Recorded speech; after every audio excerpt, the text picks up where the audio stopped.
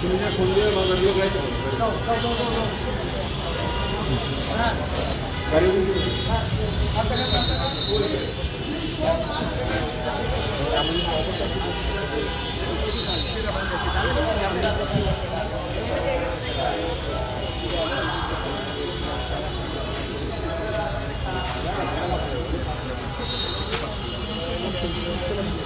পাশাপাশি র্যাবের সদস্য রয়েছে। আপনাদের যদি একটু জানি না যে বিভাগীয় যে মানবের যে অপরাধের যে মামলা, সেই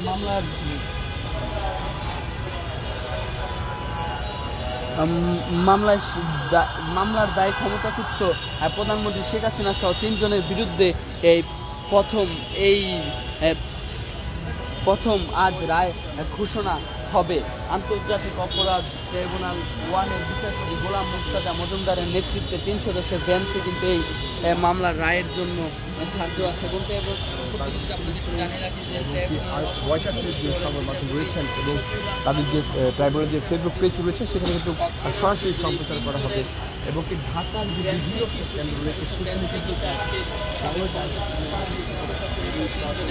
যে জুলাই আগস্ট সংঘর্ষ মানবতা বিরোধী অপরাধের যে মামলা, সে মামলার রায় কিন্তু আজ ঘোষণা করা হবে।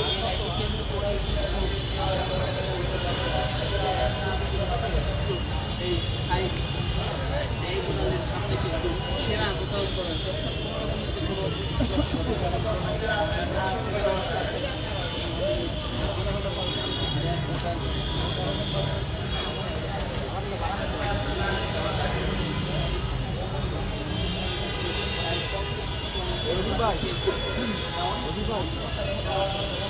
গতকাল রাতে যদি আপনাদের জানিয়ে রাখি যে উপদেষ্টা রিজওয়ান হাসানের বাসার সামনেও কিন্তু ককটেল বিস্ফোরণের ঘটনা এবং যাতে নাগরিক পার্টি এনসিপির কার্যালয়ের সামনে ককটেল বিস্ফোরণের ঘটনা এবং ধানমন্ডিতেও কিন্তু ককটেল বিস্ফোরণের ঘটনা ঘটেছে। এই রায়কে কেন্দ্র করে কিন্তু বলা যায় যে দেশের বিভিন্ন গুরুত্বপূর্ণ স্থানে যে ককটেল বিস্ফোরণ থেকে অগ্নিসংযোগের ঘটনা কিন্তু ঘটেছে।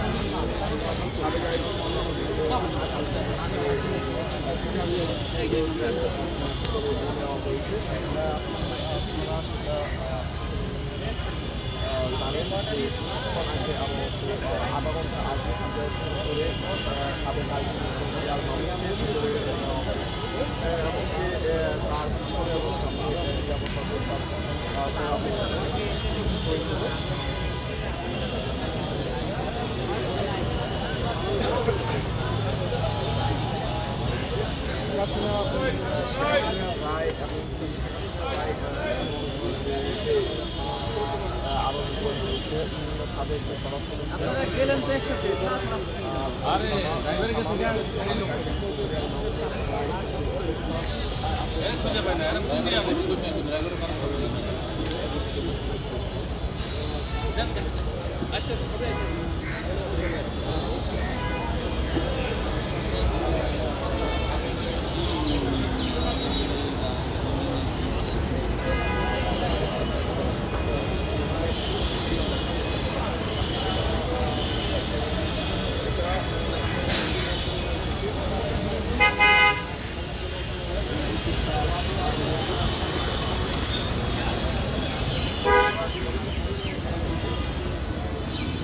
বাইরে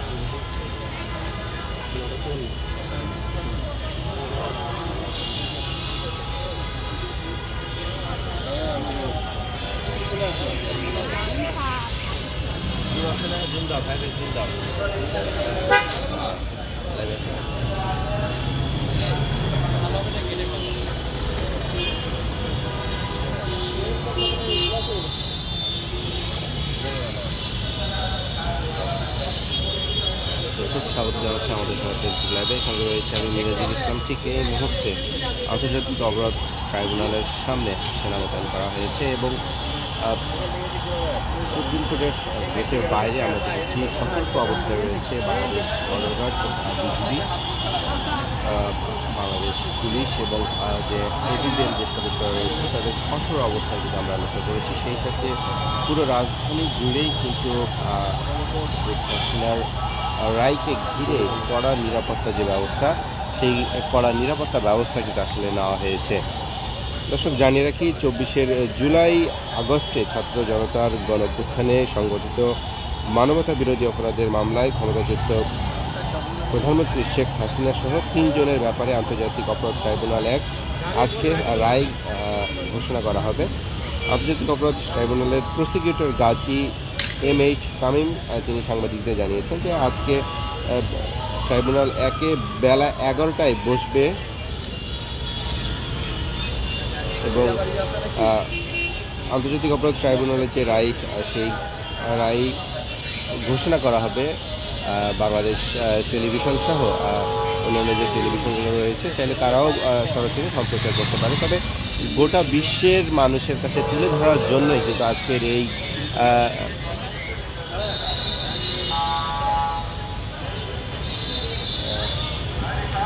গোটা বিশ্বের মানুষ কিন্তু আজকের এই ফ্যাসিস্ট হাসিনার যে রায়, সেই রায় কিন্তু তারা কিন্তু আসলে দেখতে পাবে এবং এটি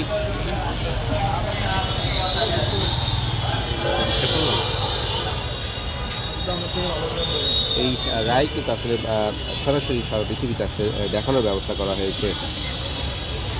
জানিয়ে রাখি, শেখ হাসিনার সঙ্গে এই মামলায় অপর 2 আসামি হলেন সাবেক স্বরাষ্ট্র আসাদুজ্জামান খান ও রাজসাক্ষী সাবেক আইজিপি চৌধুরী আবদুল্লাহ আল মামুন।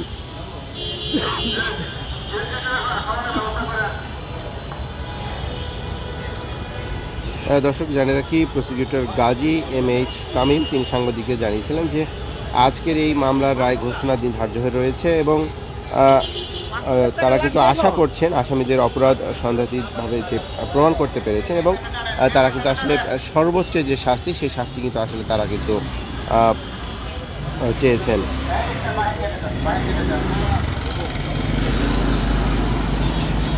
দর্শক আপনাদের জানিয়ে রাখি যে বহুল আলোচিত এই মামলায় 5টি অভিযোগে এনে শেখ হাসিনা ও আসাদুজ্জামান খান কামালের সর্বোচ্চ শাস্তি মৃত্যুদণ্ড চেয়েছেন প্রসিকিউশন।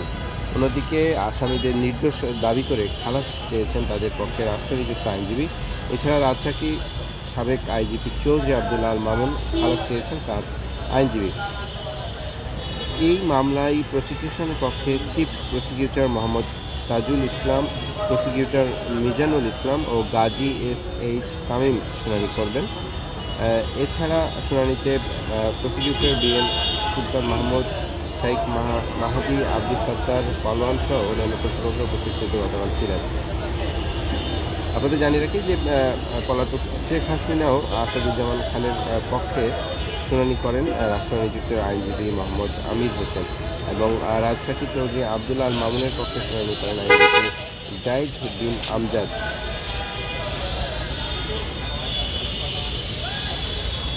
জানেন যে জুলাই গণঅভ্যুত্থানের যে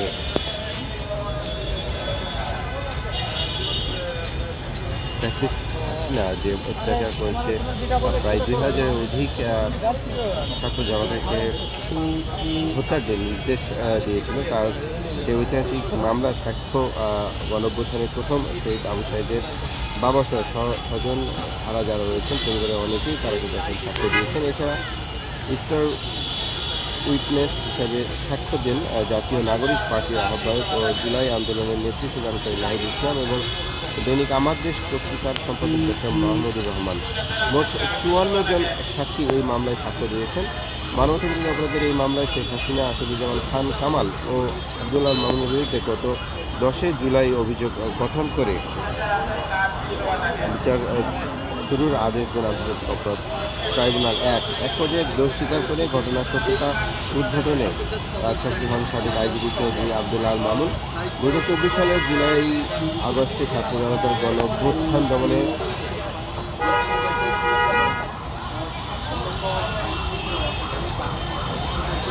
আওয়ামী লীগ সরকার তাদের দলীয় ক্যাডার ও সরকারের অনুগত প্রশাসন সহ আইন শৃঙ্খলা রক্ষাকারী বাহিনীর একটি অংশ গণহত্যা ও মানবতা বিরোধী অপরাধ সংঘটিত করে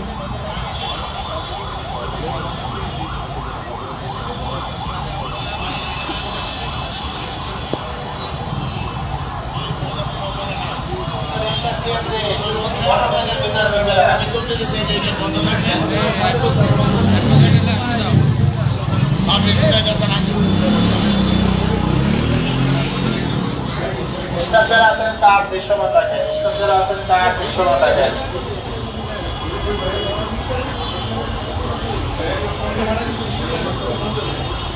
স্টাফের আছেন তার দৃশ্যমান রাখেন। স্টাফের আছেন তার দৃশ্যমান রাখেন।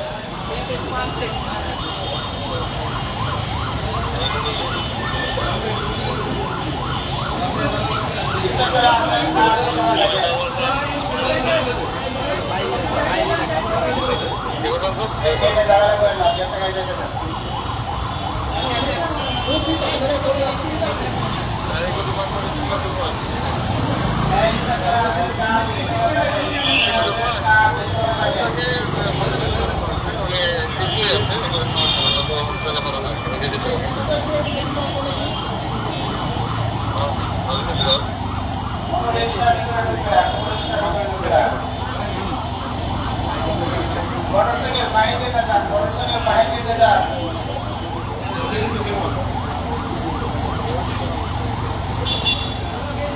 স্টাফের আছেন তার দৃশ্যমান রাখবেন, স্টাফের আছেন তার দৃশ্যমান রাখবেন।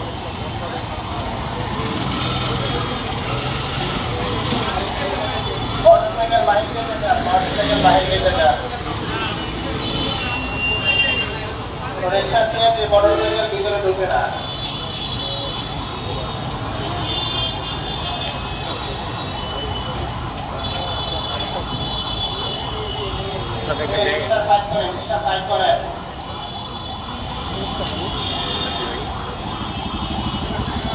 মোটরসাইকেল বাইরে যেতে চান, মোটরসাইকেল বাইরে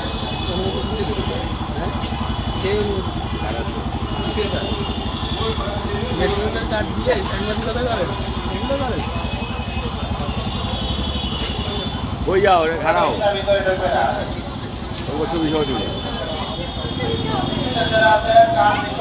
যাদের কাছে গরমের কাছে অবশ্যই চেক করে যাবেন।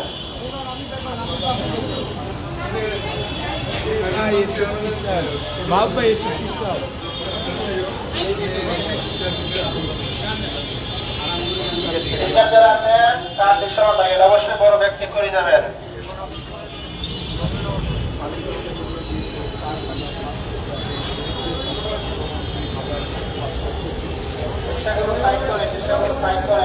আরে মাহবুব ভাই, মাহবুব ভাই, তার দৃশ্যমান থাকেন।